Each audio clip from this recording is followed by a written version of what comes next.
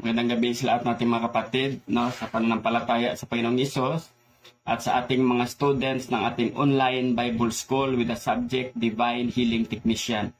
At ngayon, ang topic natin ngayong gabi is about Isaiah chapter 53 and the physical healing, kung saan yung libro ni Prophet Isaiah is connected yung kanyang sinabi sa Isaiah chapter 53 na sa magitan ng pag-fulfill ng Panginoong Hesus, no, sa kanyang nung atonement, no, kung saan during that time yung mga Jewish is na nagdadala, no, sa templo ng ng kanilang yearly payment, no, para sa kabayaran ng kanilang mga kasalanan, no, kung saan sa magitan ng mga kanding or dalawang kanding or ng karnero na tupa, no, na idinadala ng mga Jewish, no, as a sin offering,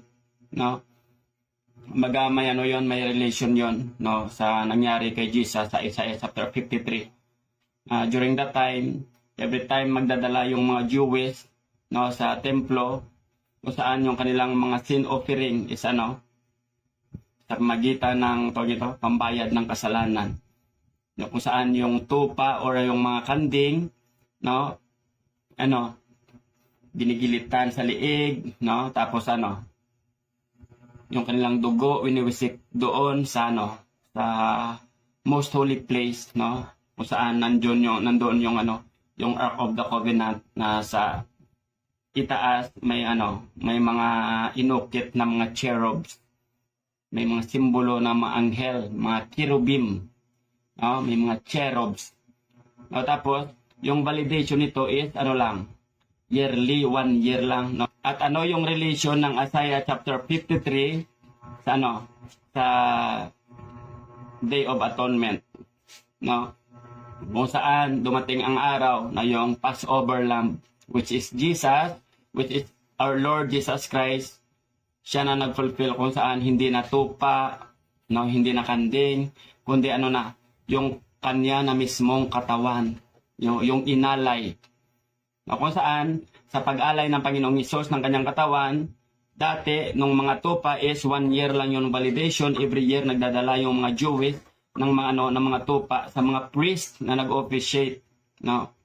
Tapos nilalagay doon yung kamay ng mga tao na nagdala ng tupa, kung saan yung kasalanan nila is napupunta sa tupa na pinatay, tulad ng sinabi sa Romans chapter 6 verse 23, for the wages of sin is death, no, but the gift of God sa New Testament, New Covenant, is eternal life sa pamagitan ng pagpapako ng Panginoong Hesus to fulfill, no, nung nakasulat sa Isaiah chapter 53, kung saan hindi lang yearly kundi, no, forever na, no. So it means pag na-receive mo na ang justification, hindi lang yearly kundi forever na. So it means pag na-receive mo na yung Panginoong Hesus. Amen. No, hindi ka lang tinubos ng 1 taon, kundi tinubos ka na hanggang sa future, kung tunay na pagtanggap sa Panginoon yung ginawa mo sa iyong puso. Tulad ng sinabi sa Romans chapter 10 verse 9 to 10, no? If you confess with your mouth that Jesus is Lord and you believe in your heart that God raised him from the dead, you shall be saved, no? Isaiah chapter 53 verse 1 to 12. Sabi dito, who hath believed our report, and to whom is the arm of the Lord revealed? For he shall grow up before him as a tender plant and as a root out of a dry ground. He hath no form nor comeliness, and when we shall see him, there is no beauty that we should desire him. He is despised and rejected of men, a man of sorrows, acquainted with grief, and we hid as it were our faces from him. He was despised, and we esteemed him not. Verse 4, surely he hath borne our griefs, no? Yung griefs dito is sa Greek is nasa, and carried, no, sa Greek is sabal, our sorrows, which we did esteem him stricken, smitten of God, and afflicted. But he was wounded for our transgressions. He was bruised for our iniquities, no? The chastisement of our peace was upon him, or the chastisement that brought us peace. Kumbaga, yung kabayaran, no? Siya yung ako. No, kumbaga, nakaprenda tayo, no? Si Jesus yung tumubos. And with his stripes we are healed, no? Kung sa Tagalog, basahin natin, no? Isaiah chapter 53. No, proceed tayo sa verse 4. Tungay ngang inalis niya ang ating mga kahinaan, pinagaling niya ang ating mga karamdaman. Subalit inakala nating iyo'y parusa ng Diyos sa kanya, no? Ngunit dahil sa ating mga kasalanan siya ay nasugatan, tayo ay gumaling dahil sa pahirap na dinanas niya at sa mga hampas na kanyang tinanggap, no? By his wounds, by his stripes we are healed. Tapos verse 6, tayong lahat ay tulad ng mga tupang na ililigaw, nagkanya-kanya tayo ng lakad, ngunit pinataw ni Yahweh sa kanya ang kaparusahang tayo ang dapat tumanggap, no? Which is supposed to be, tayo sana yung tumanggap ng mga parusang iyon dahil sa ating mga kasalanan, sa ating mga pagkakasala, no? Verse 7, siya ay binugbog at pinahirapan, ngunit hindi kumibo kahit isang salita, no? Tulad ng isang tupa, no? Na pag ginugupitan, no? Kahit na yung mga tupa during that time, no? In the Day of the Atonement, sa Old Covenant, sa Old Testament, no? Pag ginigilitan sa leeg, hindi naman umiingay ng tupa tulad ng mga baboy, kundi yung mga tupa, no? Makikita mo na lang, hindi nga sila kumikibo, pero tumutulo na naman yung kanilang mga luha habang sila ay pinapatay. Tulad ng nangyari kay Jesus, no? Ano pa? Verse 8, nang siya ay hulihin at hatulan upang mamatay, wala man lamang nagtanggol sa kanyang kalagayan. Siya ay pinatay dahil sa sala ng sangkatauhan. Siya ay inilibing na kasama ng masasama at mayayaman, kahit na siya ay walang kasalanan o nagsabi man ng kasinungalingan. Sinabi ni Yahweh, ang kanyang paghihirap ay kalooban ko, ang kanyang kamatayan ay handog para sa kapatawaran ng kasalanan. Dahil dito'y mabubuhay siya ng matagal, makikita ang lahing susunod sa kanya. No? Astig. Praise the Lord. At sa pamagitan niya ay maisagawa ang ating panukala, pagkatapos ng mahabang pagdurusa, muli siyang lalasap ng ligaya. Malalaman niyang hindi nawala ng kabuluhan ang kanyang pagtitiis, ang tapat kong lingkod na lubos kong kinalulugdan, ang siyang tatanggap ng parusa para sa marami. No? Or siya ang tatanggap sa parusa ng marami. So it means the Lord Jesus lahat yung tumanggap ng parusa or ng penalty tulad ng sinabi sa verse 4, no? The chastisement for our peace was upon him. Siya yung tumanggap, no? Tapos at alang-alang sa kanya sila'y aking patatawarin, no? Alang-alang kay Lord Jesus, tayo ay kanyang pinatawad tayo ng Diyos na Ama, no? At siyempre, alam naman natin na pag pinatawad tayo ng Diyos, ng Ama, ang breakthrough will follow, no? There is manifestation, there is prosperity, there is salvation, no? At sa ating mga katawang lupa, there is healing, there is divine healing sa pamagitan ng mga sugat ng Panginoong Hesus. Verse 5, tayo ay pinagaling, no? So yung pagtubos ng Panginoong Hesus doon sa cross, hindi lang natapos na tayo ay naligtas, kundi pati yung ating mga katawang lupa is pinagaling. Tulad ng sinabi ni Peter sa 1 Peter chapter 2 verse 24, no? Ano pa? Inako niya ang mga makasalanan at idinalangin sila'y patawarin. Yun yung mga ginawa ng Panginoong Hesus, no? Na nagre-relate, no, sa Isaiah chapter 53 na pinortold ni Prophet Isaiah 500 years ago before Christ, no? Kumbaga na prophesy na ni Prophet Isaiah na ganito yung mangyayari sa rejected Messiah, no?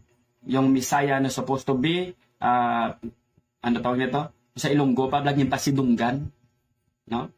Binigyan ng honor dapat, no? But because of their arrogance, hindi nila tinanggap, no? Because of their ignorant, hindi nila tinanggap, no?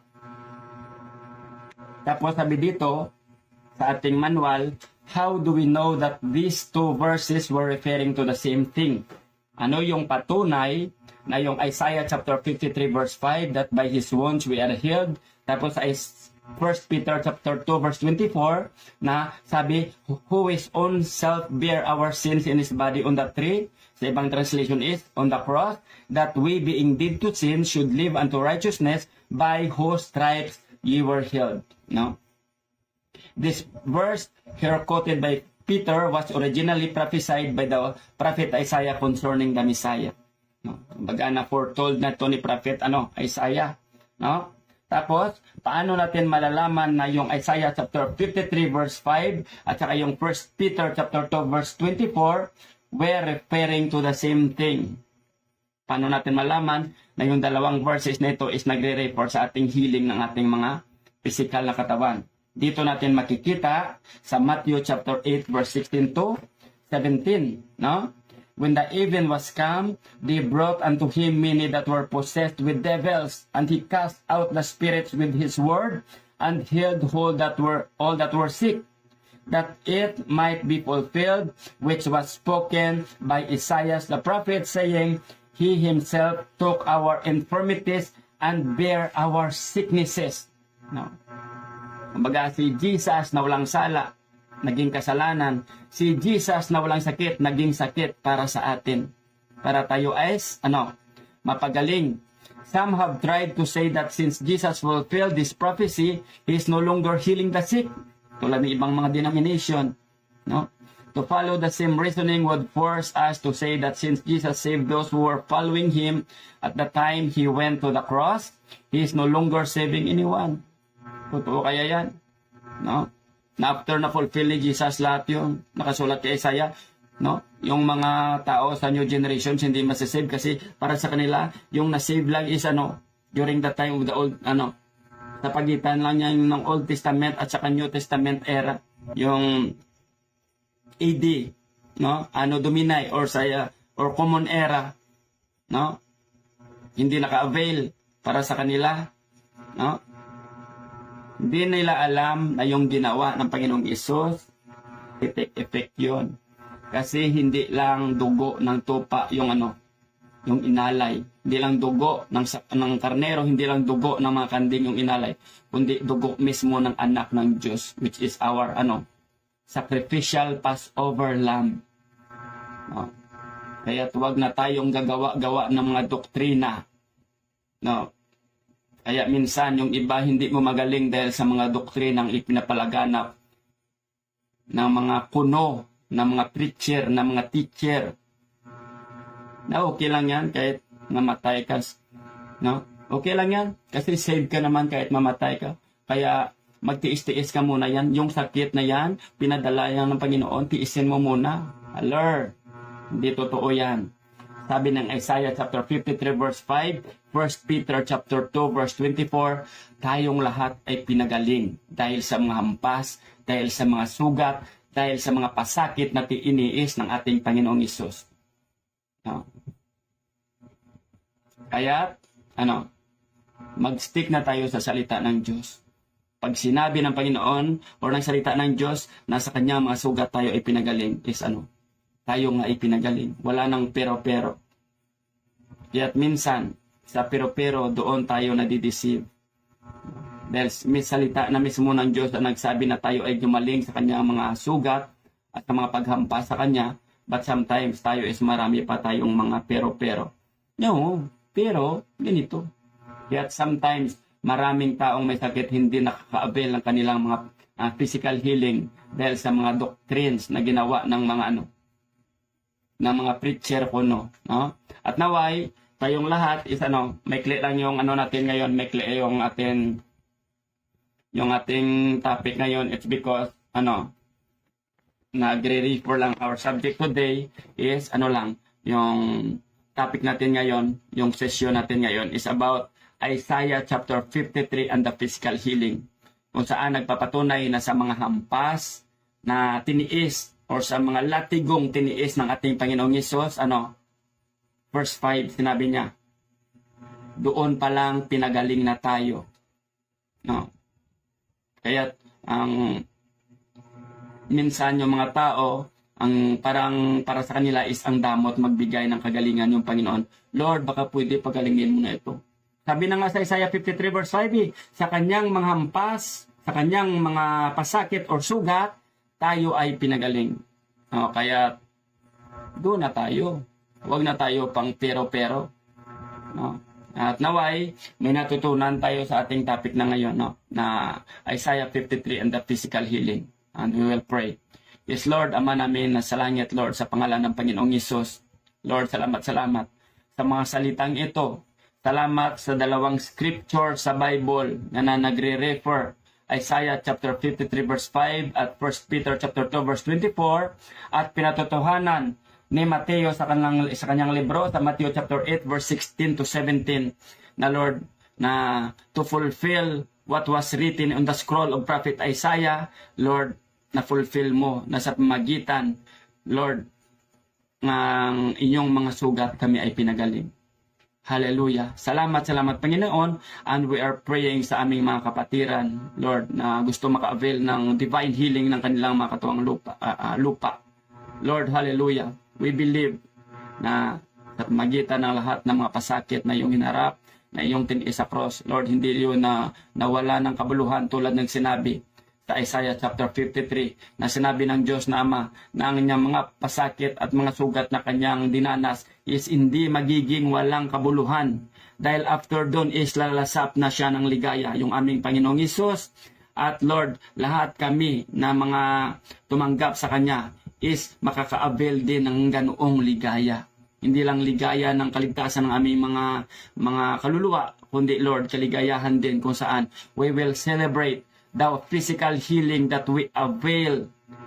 Hallelujah. The moment we accept in our heart what you did on the cross, it is for our own benefit. Lord, sa uli, salamat. Binabalik namin sa iyo ang lahat ng papurit pagsamba sa pangalan ng Ama, ng Anak at ng Espiritu Santo sa pangalan ng aming Panginoong Hesus. Amen.